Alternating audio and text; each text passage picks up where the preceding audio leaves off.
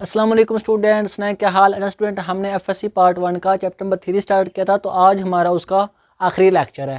पहले हमने उसमें देखा कि हमारे पास जो पीछे लेक्चर देखे थे उसमें हमने इंपॉर्टेंट शॉर्ट क्वेश्चन और न्यूमेरिकल जो बोर्ड में आ सकते थे हमने उनको कवर किया था, और हमने एक complete E CAT M CAT का एक पेपर भी कवर किया था चैप्टर नंबर 3 में से। और आज हम उसी चैप्टर नंबर 3 में से जो इम्पोर्टेंट जो हमारे पास पूरा चैप्टर है उसमें से जो इम्पोर्टेंट और मोस्ट रिपीटेड एमसीक्यूज है हम उनको डिस्कस करेंगे। तो मेरा नाम जहीद इमरान और आपका चैनल फिजिक्स एकेडमी। तो चले हम शुरू करते हैं। सबसे जो पहला इम्पोर्टेंट एमसीक्यूज है, मैं स्टेटमेंट पढ़ दूंगा, नीचे हमारे पास ऑप्शन आएंगे, आपने उसमें से एक के ऊपर क्लिक कर लेना है।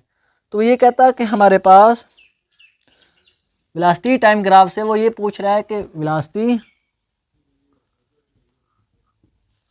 टाइम ग्राफ से जो हमने स्टार्ट में किया था, वो कहता है उसे हम कौन कौन सी इंफॉर्मेशन ले सकते हैं। वेलोसिटी टाइम ग्राफ, ये तो नाम से पता चल रहा है कि वेलोसिटी में उसमें होगी और हमारे पास टाइम भी होगा, वेलोसिटी भी होगी और टाइम भी होगा। अब अगली बात ये पूछ रहा है कि हम इसे क्या क्या इंफॉर्मेशन ले सकते हैं वेलोसिटी टाइम ग्राफ से। तो स्टूडेंट याद रखना, कोई भी हमारे पास किसी तरह की भी हमारे पास लाइन हो, स्लोप आ जाए हमारे पास वेलोसिटी बॉडी की, उसे हम क्या क्या ले सकते हैं। तो नीचे ऑप्शन उसने दिए हैं, डिस्टेंस, एक्सेलरेशन, बोथ, नन। तो स्टूडेंट जब हमने ये कवर किया था टॉपिक, तो हमने डिटेल से बात की थी कि वेलोसिटी टाइम ग्राफ की खूबसूरती ये है कि वो हमें वेलोसिटी और टाइम के साथ साथ डिस्टेंस और एक्सेलरेशन भी प्रोवाइड करता है। बच्चे अक्सर डिस्टेंस के ऊपर टिक कर देते हैं, स्टूडेंट वो हमें दोनों प्रोवाइड करता है। अगर हम इसके नीचे जो एरिया होता है उसको मल्टीपल कर दें तो वो हमें मिल जाता है डिस्टेंस, और अगर हम किसी भी लाइन की स्लोप लें तो वो हमें एक्सेलरेशन प्रोवाइड करती है। एक्सेलरेशन हमारे पास किसके होता है, वी और टी के, और जो स्लोप होती है वो भी वाई ओवर एक्स के इक्वली होती है। तो किसी भी लाइन की स्लोप हमें एक्सेलरेशन प्रोवाइड करती है, तो इसका मतलब दोनों चीज़ें हम इसे ले सकते हैं।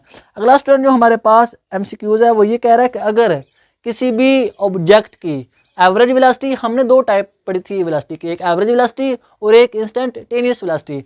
अब वो कहता है कि अगर एवरेज वेलोसिटी बॉडी की और इंस्टेंटेनियस वेलोसिटी अगर हो जाए बराबर, तो देन हम उस वेलोसिटी को क्या नाम देंगे, हम उस वेलोसिटी को क्या कहेंगे। तो स्टूडेंट याद रखना, जब भी हमारे पास इंस्टेंटेनियस वेलोसिटी और बॉडी की एवरेज वेलोसिटी आपस में इक्वल हो जाए, बराबर हो जाए, तो उस वक्त जो वेलोसिटी होती है बॉडी की वो कांस्टेंट हो जाती है।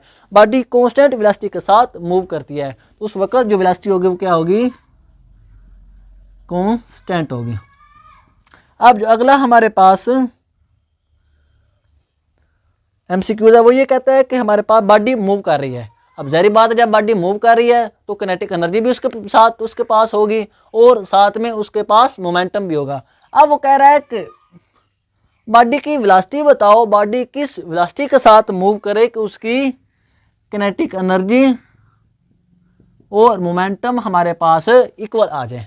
अब हमने वेलोसिटी फाइंड करनी है तो हम वैल्यू पुट कर देते हैं सिंपली। किनेटिक एनर्जी हमारे पास होती है 1/2 m वी स्क्वायर, और ये मोमेंटम सिंपली मैस और वेलोसिटी का इक्वल होता है। अब आप सोच रहे होंगे कि दोनों में मैस है वेलोसिटी है, लेकिन हमें ये क्यों ज़रूरत पड़ी। तो हमने ये पीछे टॉपिक में जब हमने किनेटिक एनर्जी और मोमेंटम को देखा था तो हमने डिटेल से इसके ऊपर बात की थी कि क्यों हमने मोमेंटम को ही पढ़ा, क्यों एक नई क्वांटिटी को फिजिक्स में लाया। तो ये हमने डिटेल से बात की थी। इसका मैं सिंपली थोड़ा सा बता देता हूँ कि पहली बात तो ये कि किनेटिक एनर्जी एक स्केलर क्वांटिटी और मोमेंटम एक वेक्टर क्वांटिटी होता है। इसकी मैग्नीट्यूड भी होती है और इसकी डायरेक्शन भी होती है, और कई सारे हमारे पास ऐसे फिनोमेना होते हैं जिसमें मोमेंटम कंजर्व होता है, साथ साथ उसकी डायरेक्शन भी कंजर्व होती है। जिस तरह बम एक्सप्लोड होता है तो उसमें भी मोमेंटम कंजर्व होता है। मोमेंटम कंजर्वेशन का मतलब ये नहीं कि सिर्फ और सिर्फ उसकी मैग्नीट्यूड कंजर्व होगी, उसकी डायरेक्शन भी कंजर्व होती है। जैसे हमारे पास जब हम जो राइफल है उसको फायर करते हैं तो वेलोसिटी जो हमारे पास गन की होती है वो पीछे की तरफ होती है, कम वेलोसिटी, और जो बुलेट है वो आगे जाती है ज़्यादा वेलोसिटी के साथ, क्योंकि उसका मैस कम होता है। तो डायरेक्शन की कंजर्वेशन के लिए बुलेट पीछे की तरफ और जो गन है वो पीछे की तरफ और बुलेट आगे की तरफ। तो कई सारे फिनोमेना थे जिसमें हमें डायरेक्शन की भी कंजर्वेशन की जरूरत पड़ी, तो इसलिए हमने मोमेंटम को लाया। अब हमने वेलोसिटी निकालनी है, तो ये मैस से क्या, ये 2 इधर आ जाएगा, 2 जब ये हमारे पास इधर आएगा तो वो क्या बनेगा, 2v बन जाएगा। ये हमने एक वेलोसिटी को इससे काट देना है, ये mv² mm से गया, ये हमारे पास एक वेलोसिटी से कट जाएगी, तो पीछे हमारे पास क्या बचेगा, इधर स्टूडेंट हमारे पास बचेगा ये 1/2, इधर सिर्फ एक v बचेगा और इधर 1, तो ये 2 उधर जाएगा तो वेलोसिटी क्या आ जाएगी 2। तो जब बॉडी की वेलोसिटी 2 मीटर पर सेकंड होगी तो उस वक्त उसका मोमेंटम और उसकी किनेटिक एनर्जी आपस में बराबर होंगे। अब अगला जो हमारे पास कहता है वो ये कह रहा है कि हमारे पास प्रोजेक्टाइल मोशन हो रही है। अब वो कहता है कि मैक्सिमम प्रोजेक्टाइल मोशन में जो मैक्सिमम जो रेंज है वो हमारे पास, उसने इसको ऐसे शो किया है, जो मैक्सिमम रेंज है वो ये है। अब वो कहता है कि जब रेंज मैक्सिमम हो तो उस वक्त उसका रिलेशन हाइट के साथ क्या होता है। जब बॉडी की जो रेंज है वो मैक्सिमम हो तो उसका हाइट के साथ क्या रिलेशन होता है। तो सबसे पहली बात तो ये याद करने वाली कि मैक्सिमम रेंज सिर्फ एक ही एंगल है प्रोजेक्टाइल मोशन में, और वो है 45 एंगल है। उस एंगल के ऊपर बॉडी की जो रेंज है वो मैक्सिमम होती है। अब उस एंगल के ऊपर जो इनके दरमियान रिलेशन होगा वो ये होगा कि जो रेंज होगी वो 4h के इक्वल होगी। मतलब कि जब हमने बॉडी को ऐसे प्रोजेक्टाइल किया तो उसकी रेंज ऐसे मैक्सिमम होगी, और अगर हम हाइट उसकी लें तो उसको 4 के साथ मल्टीपल करें देन हमारे पास क्या मिलेगी, उस बॉडी की उस प्रोजेक्टाइल की रेंज मिलेगी। ये इसका मीनिंग होता है। अब जो अगला इंपॉर्टेंट एमसीक्यूज है वो ये कह रहा है कि स्टूडेंट वो ये कह रहा है कि हमारे पास वेलोसिटी के रिलेटेड है। ये अक्सर वो वेलोसिटी पूछ लेता है, हमें तो पता है कि वेलोसिटी डिस्प्लेसमेंट ओवर टाइम होता है, हमें तो इजी लगता है, लेकिन वो जो कैलकुलेशन होती है जो वो न्यूमेरिकल पूछता है वो ऐसे घुमा फिरा के पूछता है। तो वो कहता है कि जब हमारे पास ये फार्मूला एक है, अब हमने वेलोसिटी निकालनी है, तो स्टूडेंट याद रखना जब दो वेलोसिटी, अब जहरी बात तब निकालें जब दो पॉइंट्स के दरमियान बॉडी मूव करे, उसी की वेलोसिटी निकालनी है ना। तो अगर दो पॉइंट्स के दरमियान टाइम सेम लगे, बॉडी गई और वापस आई, उसने एक जैसा टाइम लिया, उस वक्त वेलोसिटी का और फार्मूला होगा।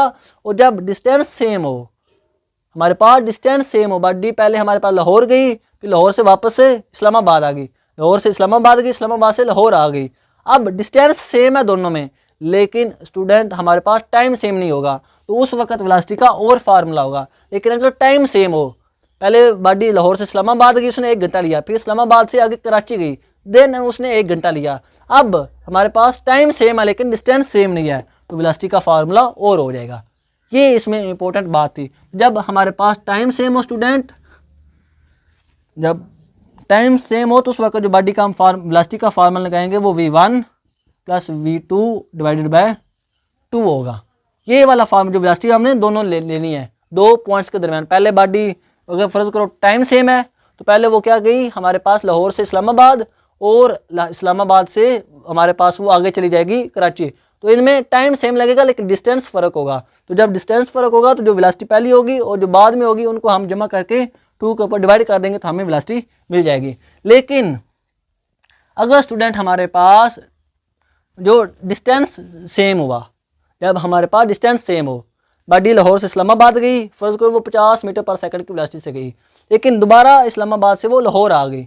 डिस्टेंस तो इनका सेम है लेकिन वेलोसिटी इनकी, अब पहले वो 50 मीटर पर सेकंड की वेलोसिटी से गई, जब वो वापस आई तो उस वक्त उसकी वेलोसिटी कितनी होगी 60। पहले वो 50 से गई फिर 60 से वापस आई, तो उनकी वेलोसिटी में फ़र्क है। तो उस वक्त जो एवरेज वेलोसिटी का फार्मूला होगा, ये भी एवरेज वेलोसिटी है, और जो उस वक्त एवरेज वेलोसिटी का फार्मूला होगा वो स्टूडेंट होगा 2v1 जो हमने जाने में लगाई, जो बाहर आने में लगाई, और साथ में हमने उनको प्लस कर लिया।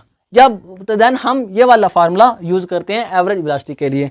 अब जो अगला एमसीक्यू है स्टूडेंट वो ये कहता है कि हमारे पास, हम इसको एक दफ़ा मिटा लेते हैं,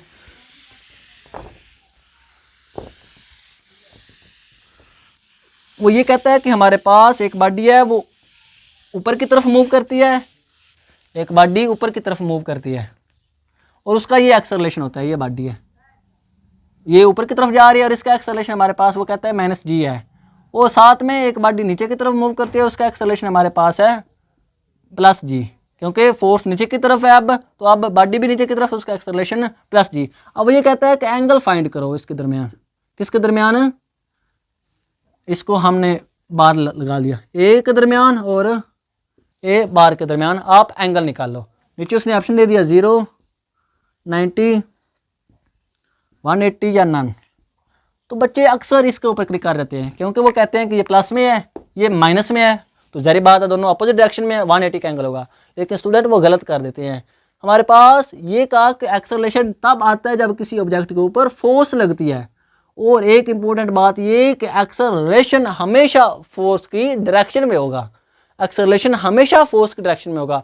अगर डायरेक्शन की बात करें तो बॉडी हमारे पास ये नीचे आ रही है तो इसका भी एक्सेलरेशन पॉजिटिव होगा क्योंकि फोर्स नीचे की तरफ है। लेकिन अगर बॉडी ऊपर की तरफ जा रही है तो उसका एक्सेलरेशन की डायरेक्शन भी नीचे की तरफ होगी क्योंकि फोर्स नीचे की तरफ है। इसलिए तो बॉडी अपने मैक्सिमम पॉइंट के जाके ऊपर जाके रुक जाती है क्योंकि फोर्स उसको लगातार नीचे की तरफ खींच रही है। तो अब भी ऊपर की डायरेक्शन में भी फोर्स नीचे की तरफ ग्रेविटी की, तो एक्सेलरेशन चाहे वो नेगेटिव है उसकी हम मैग्नीट्यूड -9.8 लेंगे लेकिन उसकी डायरेक्शन अब भी नीचे की तरफ होगी और दोनों सेम डायरेक्शन में, तो एंगल 0 आ जाएगा।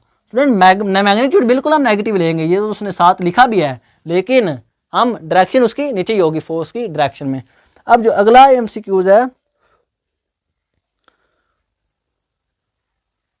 वो ये कह रहा है कि कौन सी कुलयन में वेलोसिटी ऑफ अप्रोच बराबर होता है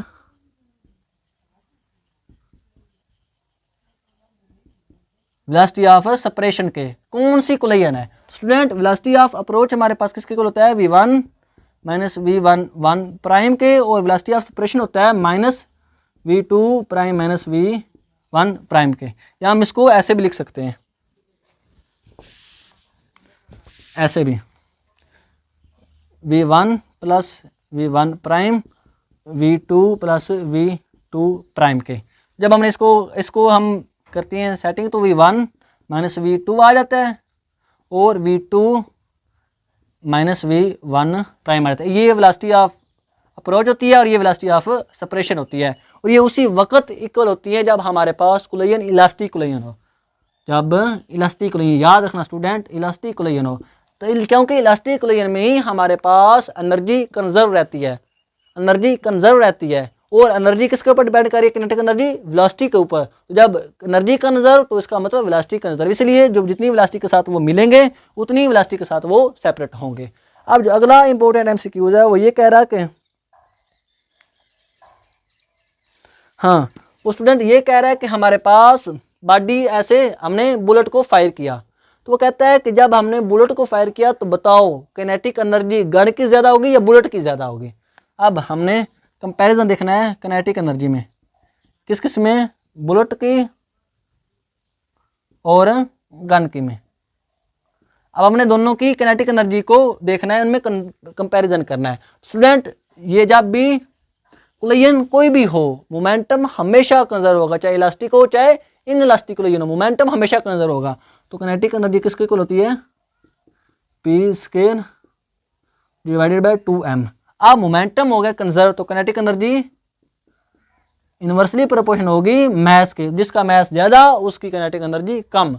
तो यहाँ से हमें ये पता चलेगा कि चाहे गन का मास ज़्यादा है तो इसी वजह से उसकी किनेटिक एनर्जी कम हो जाएगी। तो ये थे इंपॉर्टेंट एमसीक्यू जो बार बार रिपीट हो रहे थे पूरे चैप्टर में से इंपॉर्टेंट। आई होप आपके इसके रिलेटेड सारे कंसेप्ट क्लियर हो गए हैं। आज के लिए इतना ही, इंशाल्लाह मिलेंगे अगली वीडियो में। ओके, अल्लाह हाफिज़।